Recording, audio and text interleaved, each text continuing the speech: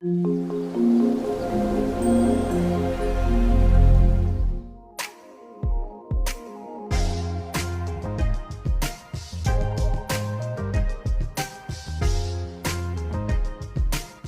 Friends, कैसे हैं आप सभी लोग। उम्मीद करता हूँ सारे लोग अच्छे होंगे। प्रीवियस वीडियो के अंदर हमने अपने बी ट्री इंडेक्स के बारे में बात की थी और आज जो बात करने वाले हैं, आज हम बात करेंगे अपने दो मोर इंडेक्सेस की, लाइक कंपोजिट इंडेक्स और यूनिक इंडेक्स। क्योंकि दोनों ही इंडेक्स मेरे बी ट्री के ही पार्ट हैं। तो दोस्तों चलते हैं लैब की तरफ। लैब में देखते हैं कैसे दोनों के दोनों एक दूसरे से डिफर करते हैं, कैसे अलग हैं।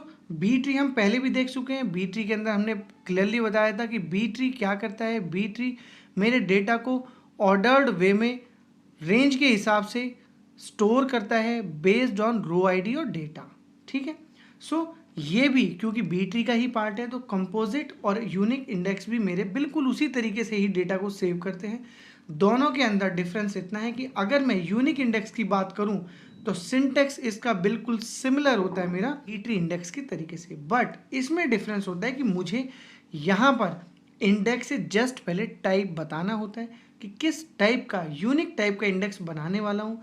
ये मेरे इंडेक्स का नाम है, इस टेबल पे और इस कॉलम पे मैं बना रहा हूँ। फिर बात करते हैं नेक्स्ट मेरा कंपोजिट। कंपोजिट जहाँ भी मैं, देखिए बी ट्री का सिंटेक्स जहाँ पे मैंने यूनिक नहीं बताया वो मेरा बी ट्री का सिंटेक्स हो गया। यूनिक बता दिया तो वो मेरा यूनिक इंडेक्स का सिंटेक्स हो गया। और अगर बी ट्री के अंदर एक से ज़्यादा कॉलम अपने पास कर दूं तो दोस्तों वो बन जाता है मेरा कंपोजिट इंडेक्स। तो इंडेक्सेस के जो सिंटेक्स हैं वो ज़्यादा डिफर नहीं करते हैं एक दूसरे से, बस उनमें वैल्यूज़ पास करने का एक तरीका है। किसी में मैं टाइप से डेफर कर देता हूँ, किसी में नंबर ऑफ कॉलम को पास करने से डेफर कर देता हूँ। दोनों को क्रिएट कर लेते हैं। यहाँ पे मैंने मोबाइल नंबर के ऊपर, मैं जानता हूँ कि मोबाइल नंबर मेरा हमेशा यूनिक होता है, मोबाइल नंबर के ऊपर मैं अपना यूनिक इंडेक्स क्रिएट कर लेता हूँ। और दोस्तों दूसरा कंपोजिट इंडेक्स मैं क्रिएट कर लेता हूँ अपना जॉब और डिपार्टमेंट नंबर के ऊपर। तो ये दो मैंने इंडेक्स क्रिएट कर दिए। किस टेबल पे क्रिएट किए हैं उस टेबल का सेलेक्ट मैं एक बार दिखा देता हूँ आपको। दोस्तों ये उसका सेलेक्ट है। डेटा को अंडरस्टैंड करने के लिए एक बार एक्सेल पे लेके चलते हैं। ये देखिए दोस्तों, ये मेरा वो डेटा है जो मेरा उस टेबल के अंदर है। वे में देखिए यहाँ पे मेरा अनऑर्गेनाइज और अनऑर्डर्ड वे में मेरा मोबाइल नंबर यहाँ पर है। मैंने मोबाइल नंबर के ऊपर यूनिक इंडेक्स क्रिएट किया है जो कि मेरा बी ट्री का पार्ट है। अगर ये बी ट्री का पार्ट है तो बट ऑब्वियस है कि ये एक ट्री स्ट्रक्चर में इस मोबाइल नंबर को स्टोर करेगा और स्टोर करने से पहले इंटरनली ये इसको करेगा क्या, ऑर्डर्ड वे। ये अनऑर्डर्ड वे है और ये इसका ऑर्डर्ड वे है। बी ट्री मेरा सबसे पहले इसको करेगा क्या, इसको ऑर्डर्ड वे में करेगा। फिर नंबर ऑफ काउंट देखेगा कितने हैं 15, और 15 के हाफ करके उस तरीके से ये एक ट्री बनाएगा। और ट्री का स्ट्रक्चर दोस्तों बन जाएगा मेरा कुछ इस तरीके से कि 1 से 15 जो मेरा रूट नोड है वो मेरी पूरी पूरी रेंज को मेंटेन करेगा। उसके बाद सब नोड हो जाएंगी ये वाली 1 से 7 वाली, जिसके अंदर यहाँ से लेके यहाँ तक के मोबाइल नंबर है। एक सब नोड 8 से 15 नंबर की हो जाएगी जिसके अंदर यहाँ से यहाँ तक है। फिर ये फर्दर जो नोड है मेरी फिर से सेग्रीगेट हो जाएंगी 1 से 3 के नोड में, 4 से 7 के नोड में, 8 से 11 के नोड में और 12 से 15 के नोड में। इस तरीके से मेरे टोटल जो 15 मोबाइल नंबर्स हैं वो ऑर्डर्ड वे में node wise, block wise distribute हो जाएंगे एक ट्री स्ट्रक्चर के फॉर्म में। साथ में ही जो मेरी लीफ नोड होंगी, सबसे लास्ट की जो नोड होंगी जिनको लीफ नोड बोलते हैं, उन नोड्स पे ये रो आईडी के बेसिस पे, जो रो आईडी मेरा सूडो कॉलम होता है जो मेरी डेटा का फिजिकल एड्रेस मेंटेन करता है, उसके साथ में ये वैल्यूज़ को भी सेव करना स्टार्ट कर देगा। इस तरीके से इसने मोबाइल नंबर के साथ में, रो आईडी के साथ में एक ट्री के स्ट्रक्चर के फॉर्म में मेरे पूरे डेटा को ऑर्गेनाइज और ऑर्डर्ड वे में यहाँ पे स्टोर कर लिया है। दोस्तों एक बार चलते हैं अपने एडिटर के ऊपर, एक क्वेरी चला के देखते हैं और देखते हैं कि ये जो मेरा बी ट्री है ये किस तरीके से काम कर रहा है यूनिक इंडेक्स के केस में। तो एक बार एडिटर पे चलते हैं, एडिटर पे आते हैं। देखिए सिंपल मैंने मोबाइल नंबर को यहाँ पे सेलेक्ट में लिया है और सिंपल अपनी क्वेरी चला रहा हूँ, देखता हूँ कि ये ऑर्डर्ड आता है कि नहीं आता है। सेलेक्ट चलाया, ये देखिए दोस्तों ये मेरे अनऑर्डर्ड वे में, कोई ऑर्डरिंग यहाँ पे नहीं हुई है। क्यों नहीं हुई है ये भी आपको यहाँ पे समझनी चाहिए। जब कभी भी किसी भी कॉलम पर जिस पे मैंने इंडेक्स बनाया है उस पर वो इंडेक्स केवल और केवल तब काम करता है फ्रेंड्स जब उस पर्टिकुलर कॉलम को आप वेयर क्लॉज में किसी कंडीशन के साथ पास करोगे, तभी वो डेटा आपको ऑर्गेनाइज्ड और मैनेज्ड वे में दिखाई देगा। अब यहाँ पे देखिए सारा का सारा डेटा मुझे अनऑर्गेनाइज्ड वे में दिख रहा है। इसके ऊपर कोई एक वेयर कंडीशन लगा देते हैं जिसमें मेरे सारे के सारे रिकॉर्ड आ जाएं। मैं बस ये देखना चाहता हूँ कि क्या ऑर्डर्ड वे में मेरे चीज़ें मैनेज हो रही हैं कि नहीं।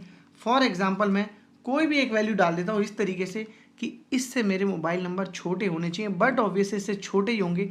हम चेक करने के लिए देखते हैं कि सच में ऑर्डर्ड हुआ भी है कि नहीं। मैं इस क्वेरी को यहाँ पे चलाता हूँ।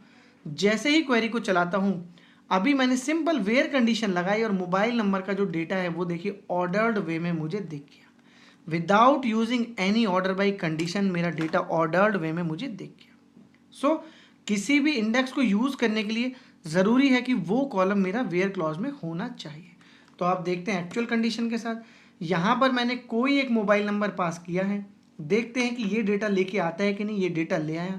आप पैरेलली चेक करते हैं कि इसने काम कैसे किया होगा। देखिए दोस्तों, मैं इसको यहाँ से कॉपी कर लेता हूँ, चलता हूँ अपनी एक्सेल पे, यहाँ इस डेटा को रख लेता हूँ और देखता हूँ ये कहाँ पर है। ये है मेरा 41, आई थिंक यही वाला है 21। यस दोस्तों, देखिए ये जो मोबाइल नंबर मैं लेके आया हूँ ये मोबाइल नंबर है दोस्तों मेरा यहाँ पर। तो किस तरीके से इसने काम किया होगा, ये यहाँ आया होगा, यहाँ के बाद सिंपल यहाँ आया होगा, यहाँ के बाद सिंपल यहाँ आया होगा, और अब कि इसने रेंज स्कैन नहीं किया होगा। जैसा कि बी ट्री के केस में वो पूरे इसमें 4 से लेकर 7 में जो मेरा ये ब्लॉक है इसके अंदर पूरी रेंज स्कैन करता है। मतलब यहाँ से लेकर के और यहाँ पर यहाँ पर यहाँ पर पूरा एंड टू एंड जाता है, भले ही उसको वो रिकॉर्ड फर्स्ट नंबर पे क्यों ना मिल जाए। क्यों? क्योंकि मैंने इंडेक्स क्रिएट करते वक्त ये नहीं बताया था कि ये वैल्यू मेरी यूनिक है या नहीं है। मैंने सिंपल उसके ऊपर बी ट्री का इंडेक्स क्रिएट किया था, बट यहाँ पर क्रिएट करते टाइम मैंने बताया है कि ये मेरा यूनिक इंडेक्स है। तो बी ट्री के केस में अगर मुझे ये पता है कि मेरी वैल्यू सारी यूनिक है, सारी डिस्टिंक्ट है, तो मुझे यूनिक इंडेक्स ही बनाना चाहिए। अब ये यूनिक वैल्यू है तो जैसे ही यहाँ पर आएगा यहाँ पर रेंज स्कैन नहीं करेगा, सीधे के सीधे इस वैल्यू को लेकर के मुझे रिटर्न कर देगा। यहाँ पर रेंज स्कैन नहीं होगा। देखते हैं दोस्तों यहाँ पर कौन सा स्कैन होगा। एक बार चलते हैं अपने एडिटर पर और इसका एक्सप्लेन प्लान देखते हैं। सो मेरा इंडेक्स यूज़ हुआ है कि नहीं हुआ है, इसके लिए दोस्तों इस क्वेरी के ऊपर मैं अपना एक्सप्लेन प्लान रन करके दिखाता हूँ आपको। ये देखिए दोस्तों, यहाँ पे देखते हैं कि इस टाइम पे मेरा कौन सा स्कैन इस क्वेरी में यूज़ हुआ है यूनिक इंडेक्स के केस में। तो सबसे पहले इसका एक्सप्लेन प्लान मैं जनरेट करता हूँ। जैसे ही ये क्वेरी चलाता हूँ सेलेक्टेड क्वेरी, वैसे ही आप नीचे देखते हैं एक्सप्लेन प्लान मेरा एक्सप्लेन हो गया है। अब सिंपली एक्सप्लेन प्लान को यहाँ देखता हूँ।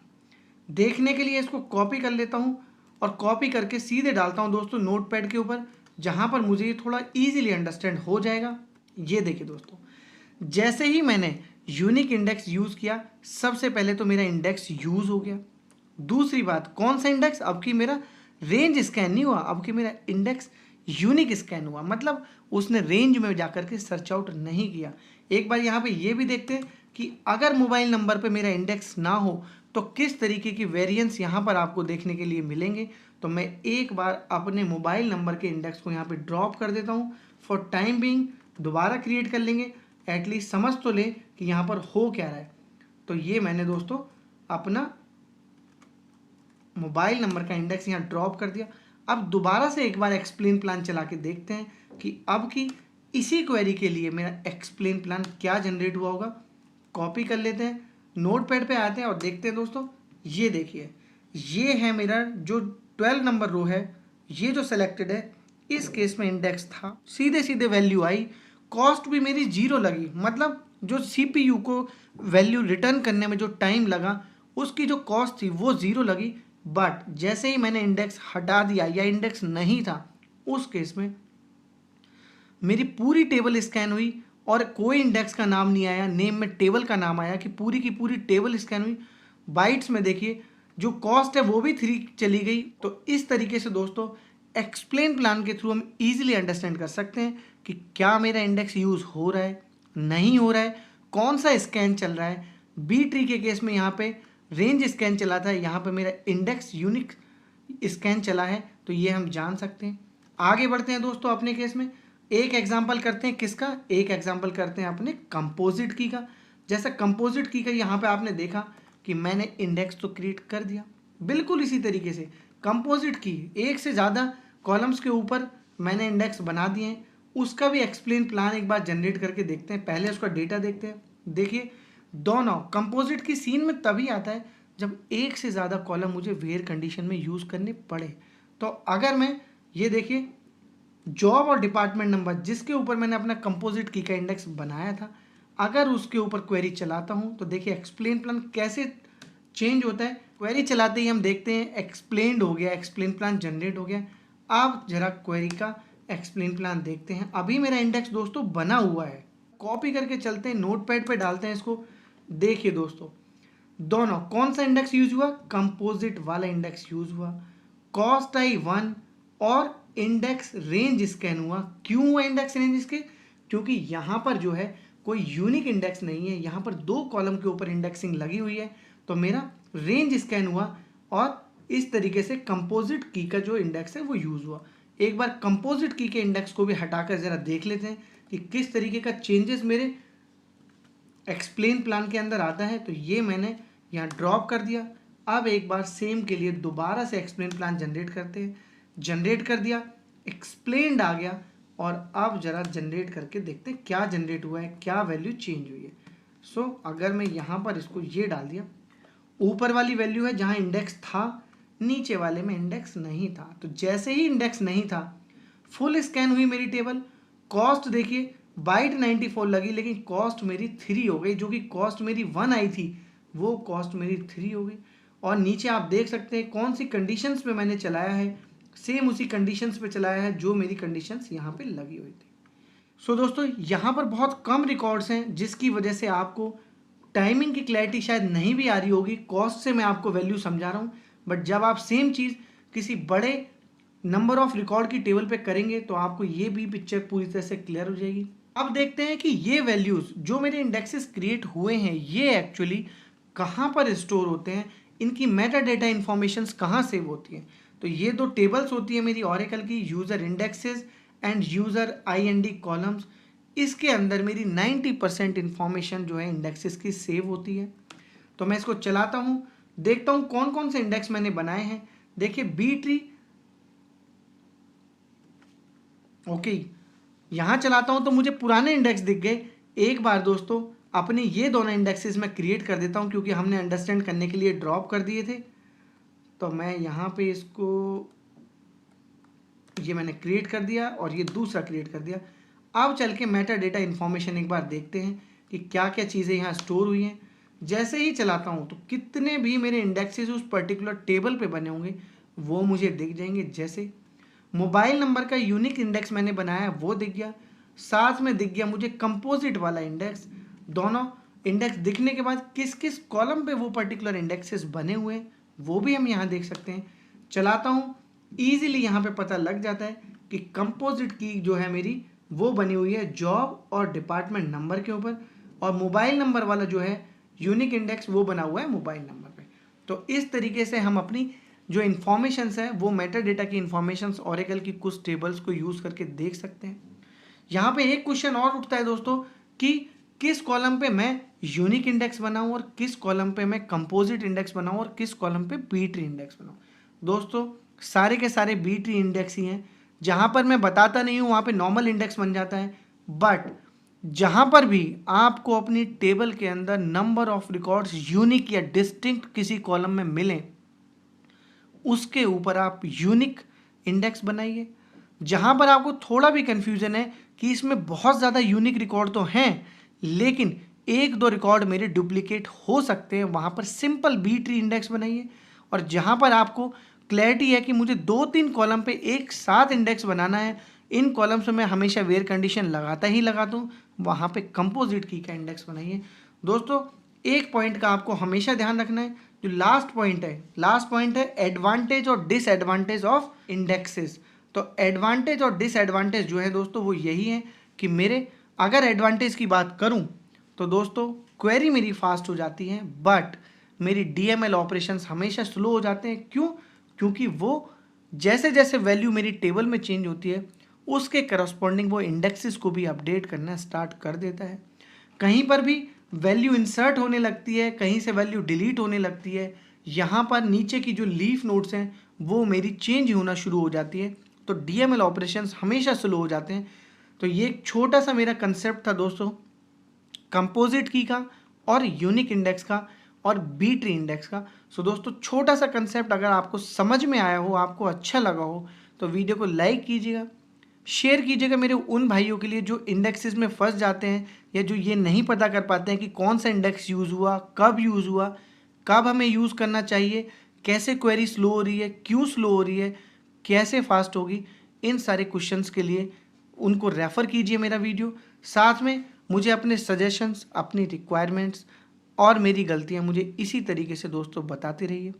और मेरी इस मुहिम को सपोर्ट करने के लिए, मुझे मोटिवेट करने के लिए, आगे बढ़ाने के लिए दोस्तों चैनल को सब्सक्राइब जरूर कीजिए, सो दैट आपके पास इस तरीके के नॉलेज भरे इन्फॉर्मेशंस वाले वीडियो टाइम पर आते रहें। और जितना भी कोड दोस्तों हमने यहाँ पे देखा है अपनी वीडियो के अंदर, इसके लिए वरीड नहीं होना है। कोई भी सिंटैक्स है या कुछ भी है, उसके लिए मेरे ब्लॉग का लिंक है जो मैंने डिस्क्रिप्शन में भी दिया है, और उसका नाम है दोस्तों ओरेकल शूटर। सो उस पर जाके आप इजीली देखिए, किसी भी वीडियो का मेरा जो डिटेल है, किसी भी वीडियो का आप कोड देख सकते हैं। यहाँ पे सारे कोड्स मैंने आपको दिए हुए हैं। साथ में दोस्तों मेरा एक दूसरा चैनल है यूट्यूब पर, व्लॉग चैनल, उस पर आप विजिट जरूर कीजिएगा, आपको थोड़ा अच्छा लगेगा, आपको डिफरेंट वीडियोस मिलेंगे। सो दोस्तों फिर से मुलाकात होगी इंडेक्सेस के एक नई सीरीज़ में, एक नए इंडेक्स के साथ। तब तक के लिए दोस्तों थैंक यू सो मच।